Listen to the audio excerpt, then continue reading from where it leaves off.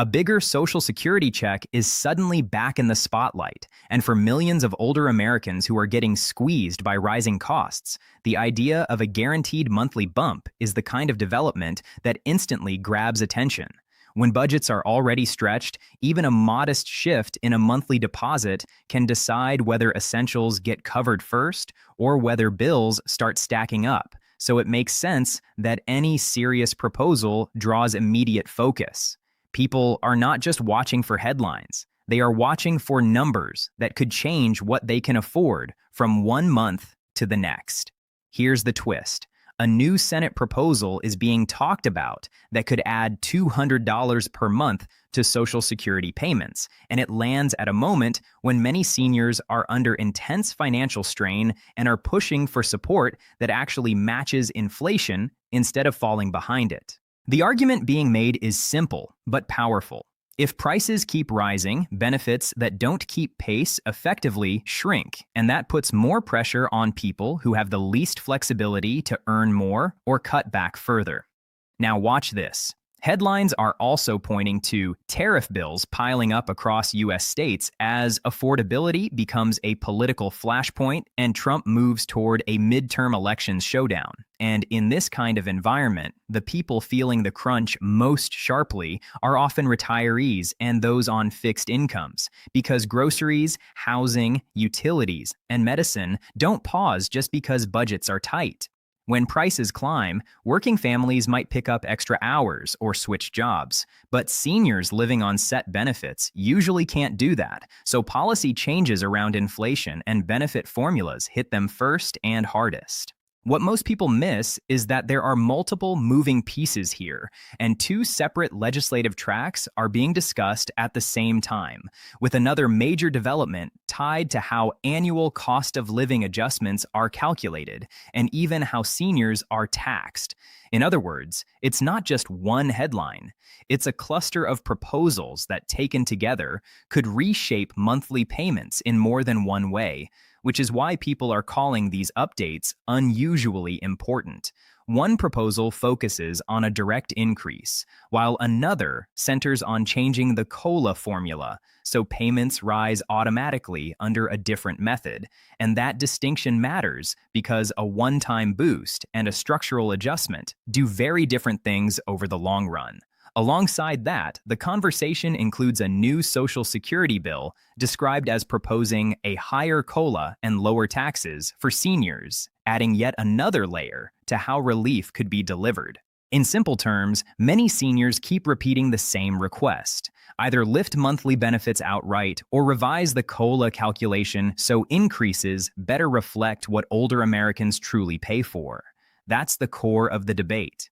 The encouraging part is that two important bills are actively being discussed and are described as potentially edging close to approval, which is why this topic is drawing so much attention.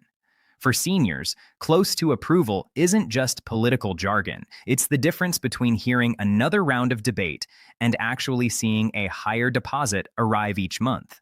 With so many people tracking every update, even small shifts in legislative momentum matter, because a bill that advances can turn into real money in real checks, while a bill that stalls leaves the affordability crisis unchanged. Before diving deeper, there's also a quick reminder that if you want to support these kinds of changes, tapping the like button helps this information reach more people who may be impacted, and sharing your thoughts in the comments can amplify what lawmakers hear from the public.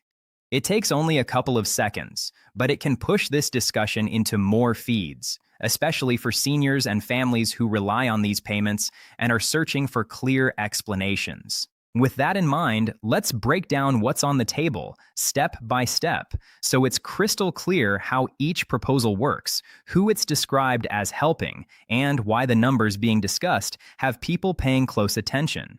First, the Senate proposal that would lift Social Security checks by $200 per month. Second, another newly introduced proposal that would raise benefits by $150 every single month, offering a separate path for direct relief And third, a separate effort aimed at modernizing the COLA formula by switching it from CPI-W, short for the Consumer Price Index for urban wage earners and clerical workers, to CPI-E, the Consumer Price Index for the elderly. That CPI shift might sound technical, but it's crucial because CPI-E is designed to look more directly at how seniors actually spend their money, including the kinds of expenses that tend to hit older households harder, like rent, mortgage payments for those who still carry one during an affordability crisis, basic utilities, and especially prescription medications. CPI-W, by contrast, is tied to urban wage earners and clerical workers, which means its spending basket can tilt toward patterns that don't perfectly match retirement life, and supporters of CPI-E argue that mismatch is exactly why many older Americans feel their annual increases don't reflect their real bills. Under that approach, the updated CPI-E calculation would be grounded in real senior costs rather than a broad index built around working-age spending patterns. And that means the formula tries to mirror the real-world mix of expenses older households report, instead of treating senior budgets like everyone else's budgets. In other words, it's not just about a higher number for the sake of it. It's about measuring the right basket of costs so the adjustment reflects what retirees actually face when they open their receipts, review their pharmacy statements, or see their housing charges. And analysts and experts have argued that if the Social Security Administration were to adopt this updated COLA formula, with congressional support of course, it could translate into benefit increases somewhere between $300 and $500 for more than 74 million Americans. That range gets repeated because it helps people picture the scale. The claim isn't about a tiny tweak. It's about an adjustment that could be felt in the monthly payment itself, and for many households, that could mean fewer trade-offs between essentials. And this impact is not described as limited to only one type of recipient. It's said to include people receiving Social Security, SSI, SSDI, Veterans Affairs benefits, railroad retirement, survivor benefits, and even spousal benefits, which is why supporters frame it as a change that ripples across the entire system. When you add up how many programs are mentioned under that umbrella, it becomes clear why the number 74 million keeps coming up. Supporters want to emphasize that this is about broad eligibility, not a narrow carve-out for a small group. If you're backing that idea and you want to add your voice, many advocates are urging viewers to type "I support CPI-E" in the comments because the message is blunt. If nothing is done, nothing changes, and silence tends to keep the status quo locked in place. The point of repeating it isn't just to create a slogan, it's to show visible support and signal that the COLA formula is not an abstract math problem for retirees. It's a monthly reality. Now, turning back to the first major bill, there has been discussion around a proposal that would increase Social Security benefits by an extra $200 for the first 6 months of 2026, and the plan described for that bill aims to create a guaranteed boost that seniors can actually count on. The way it's been laid out is that the administration would increase benefits by $200 per month for a 6-month stretch that starts in January and runs through July. But there's a major complication being highlighted. January has already come and gone. And because of that timing problem, the bill is now being portrayed as unlikely to move forward and not expected to pass. Supporters wanted a set, guaranteed boost to benefits across that window. Yet the discussion around it now points to procedural and political realities that can derail even popular ideas when the calendar doesn't cooperate.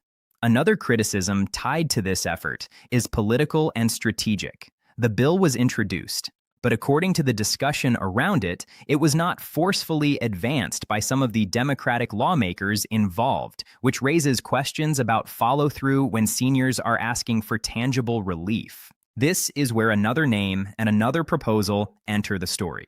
Bernie Sanders brought back a measure known as the Social Security Expansion Act, and it also called for increasing benefits by $200.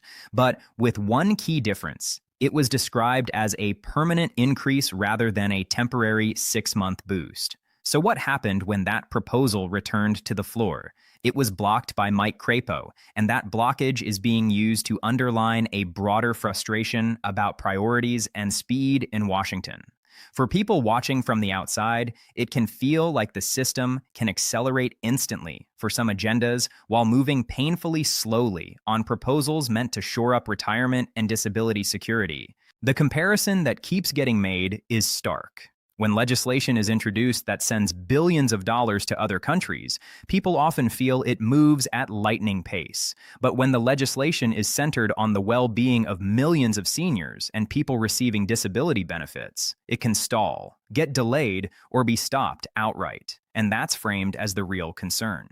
To many viewers, that imbalance is more than frustrating. It feels like a message about whose needs get treated as urgent, and it's why the push for a benefit boost or a COLA overhaul keeps resurfacing with even more intensity.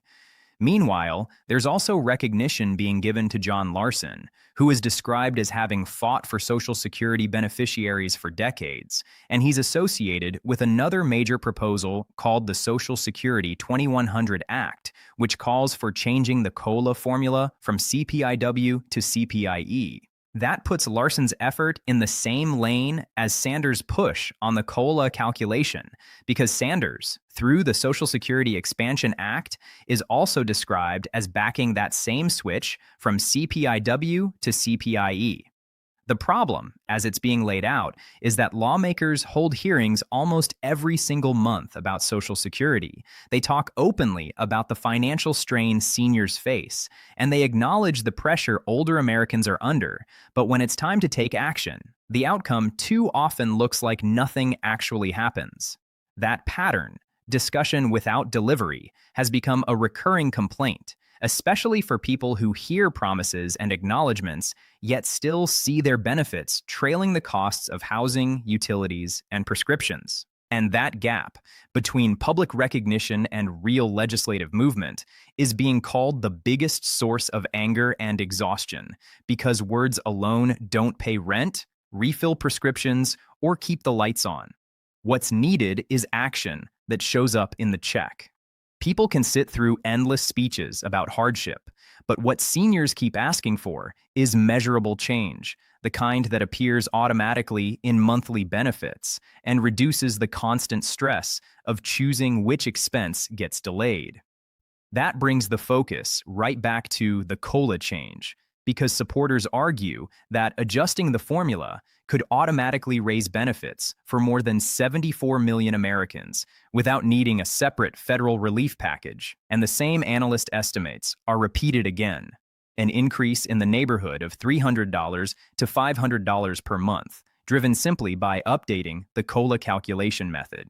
That's why the "I support CPI-E" message is being repeated and pushed again, emphasizing that public pressure is part of how momentum builds, and that without action, the system stays as is.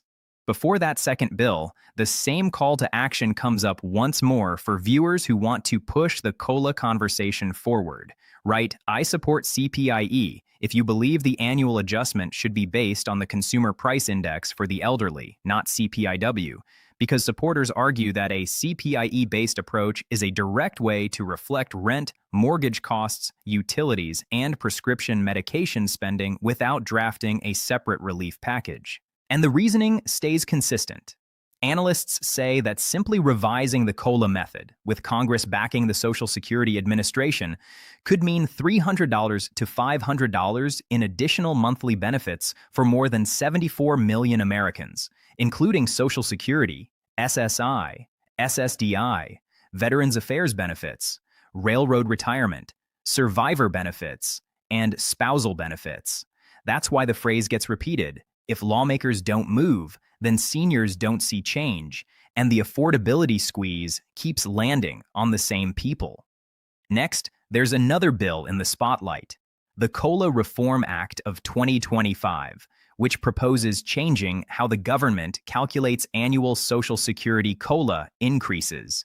Instead of using CPI-W, the bill would require the Social Security Administration to adopt CPI-E, and Representative Linda Sanchez is identified as a lead sponsor of the bill and is tied to the argument that CPI-E measures the daily costs older Americans face more accurately. If such a switch goes through, it is framed as leading to larger Social Security increases each year, because the annual adjustment would be tied to a measure meant to match senior costs more closely. And the bigger point is that by changing the calculation, monthly benefits would rise automatically for every recipient across the board.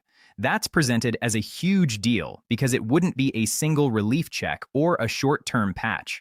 It would be built into payments month after month, making the impact ongoing rather than fleeting, which is why advocates keep stressing the stakes. A formula change is described as the kind of policy lever that quietly reshapes every future payment. So even if the change looks small on paper, the cumulative effect across millions of recipients is what supporters keep highlighting. Of course, the discussion also acknowledges that the situation still depends on how the process unfolds, and people are watching closely because there's another headline-grabbing issue layered on top. President Trump is described as promising tariff rebate checks to voters, and that has triggered a wave of viewer questions about whether seniors and disability recipients who receive Social Security, SSI, SSDI, Veterans Affairs benefits, railroad retirement, survivor benefits, and spousal benefits would be included. Here's the encouraging update being shared on that front. If President Donald Trump proceeds with sending out a $2,000 tariff dividend check, the claim is that recipients in those groups would be eligible.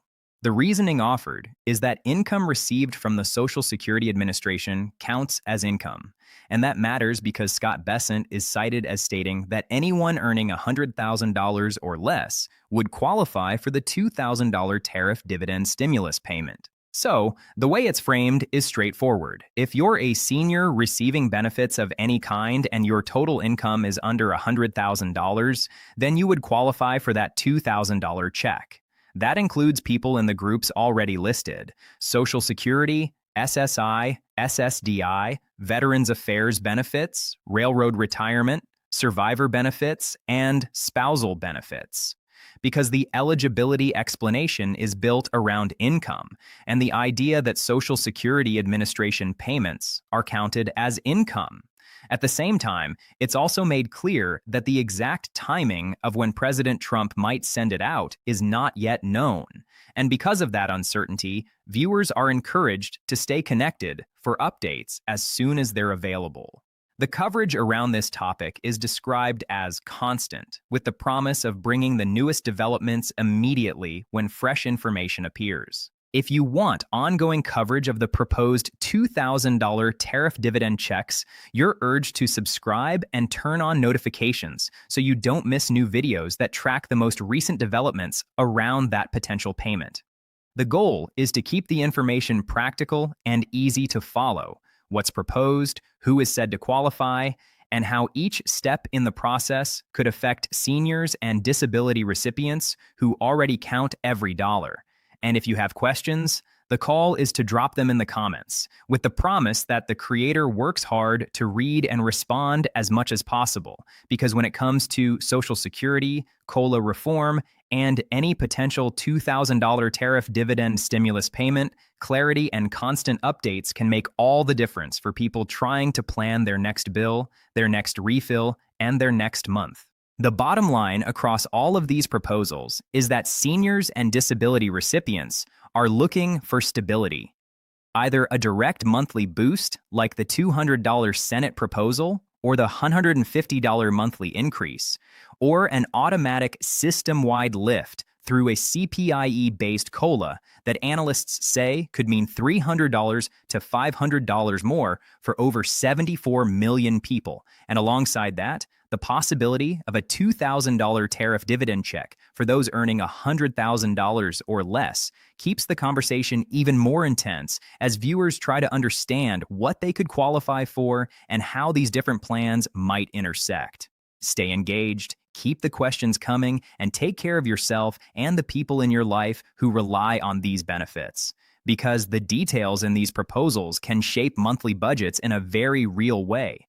And staying informed can help you navigate what comes next, especially when every proposed change touches a check that millions depend on. Char count, 18,029.